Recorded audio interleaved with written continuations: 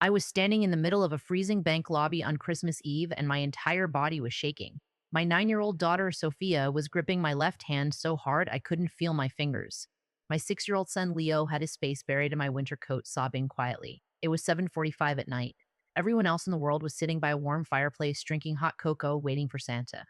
We were standing in a bank that was about to close, and we had absolutely nowhere to go. I searched desperately through my purse. I had exactly $2 in cash. $2. That was all I had left in the entire world. Just 2 hours earlier, I had a home where my kids' Christmas presents were beautifully wrapped and waiting under our tree. But then my ex husband Robert showed up with his new 26-year-old girlfriend. He told me his lawyers had found a legal loophole in our divorce settlement that allowed him to take full possession of the house immediately on Christmas Eve. I literally dropped to my knees in the hallway and begged him. I begged him to just let us stay one more night so the kids could wake up in their own beds on Christmas morning. Do you know what he did? He looked down at me and he laughed. He actually laughed in my face and he said, "You should have thought about that before you wasted 15 years of your life being a useless stay at home mom." He forced us out into the freezing rain and threw my son's handmade Christmas ornament into the fireplace. "Mommy, I'm cold," Leo whispered, clinging to my leg. He didn't understand why his dad threw us out. He didn't understand why we couldn't go back to his bedroom. I tried to tell him it would be okay, but I was choking on my own tears. The bank security guard was staring at us with pity. But pity doesn't pay for a hotel room. Pity doesn't feed hungry children. That was when my fingers brushed against something hard at the very bottom of my purse. I pulled it out. It was an old, faded debit card. My mother gave it to me 6 years ago, right before she passed away from cancer. I remember her sitting in her hospital bed, pressing the card into my palm. She looked at me with this intense, terrifying seriousness and said, "Do not use this unless you absolutely need it. Use it only when you have nothing else left." I had never used it. I almost forgot I had it. But standing there with my freezing, crying children, I figured being homeless on Christmas Eve definitely counted as having nothing left. I walked up to the bank teller, an older man named Mr. Davis. "Excuse me," I whispered, my voice completely breaking. "Can you please check if there is any money left on this card?" Mr. Davis took the card. He typed something into his computer. Suddenly, his fingers stopped moving. He leaned closer to his screen, his eyes widening in pure shock. He typed something else, and the color completely drained from his face. He looked like he had just seen a ghost. "Is something wrong?" I panicked. My heart was hammering in my chest. If this card was empty, we were going to sleep on the street. Mr. Davis looked around nervously. He leaned over the counter and whispered, "Ma'am, you need to come with me to my private office. Right now." I grabbed my kid's hands and followed him down a quiet hallway.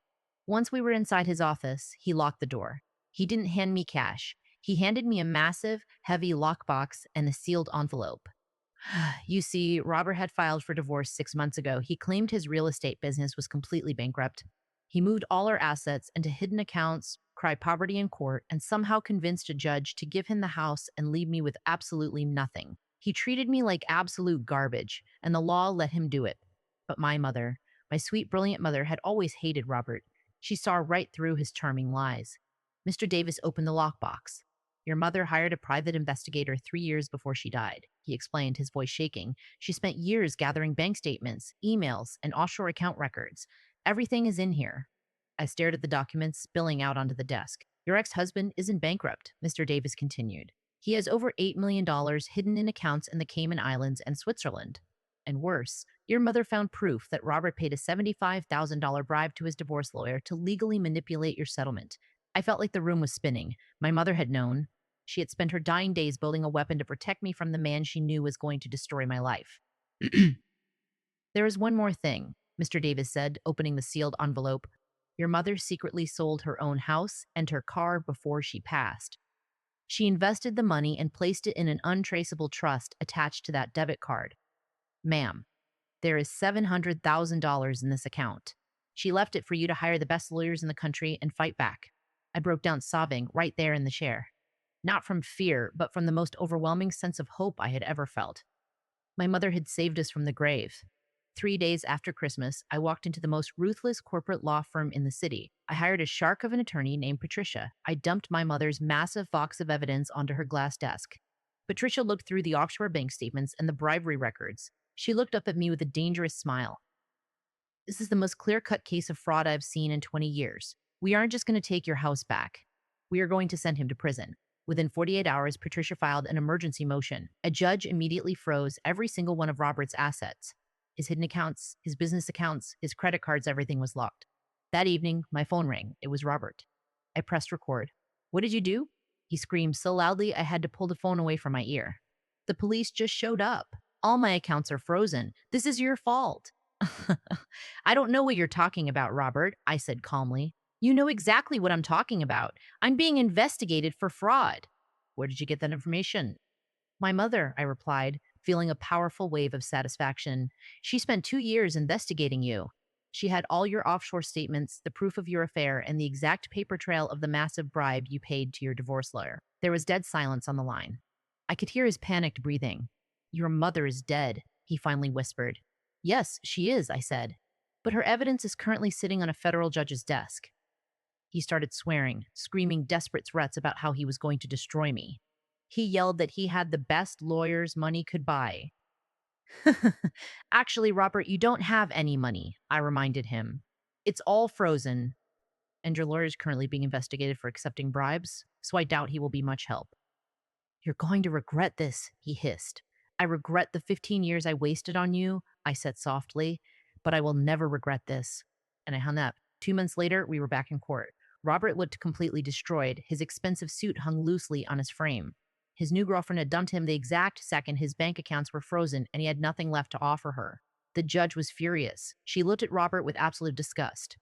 Mr. Jit, Medina, you systematically lied to this court, hid millions of dollars, and bribed a legal official just to leave your wife and children homeless on Christmas. The judge completely annulled our original divorce settlement. She ordered Robert to pay me $4.2 million in damages, unpaid child support, and equity. Robert tried to scream in protest, but the bailiff forced him back into his seat. You're lucky I cannot add jail time to this civil ruling, the judge snapped, but the criminal courts will handle that. 3 weeks later, Robert was sentenced to 6 years in federal prison for tax evasion and fraud. His lawyer got 4 years. With the settlement money and my mother's trust, I bought a beautiful new home for my kids. I set up their college funds. Sophia painted her new bedroom bright purple, and Leo filled his with dinosaur toys. And for the first time in 15 years, I picked up my paintbrushes and started creating art again. My mother saved my life. She knew my worth even when I had completely forgotten it. What about you guys? Has anyone ever tried to destroy you only to be taken down by their own greed? Drop a comment below, and if you want more satisfying stories of instant karma, make sure to hit that subscribe button.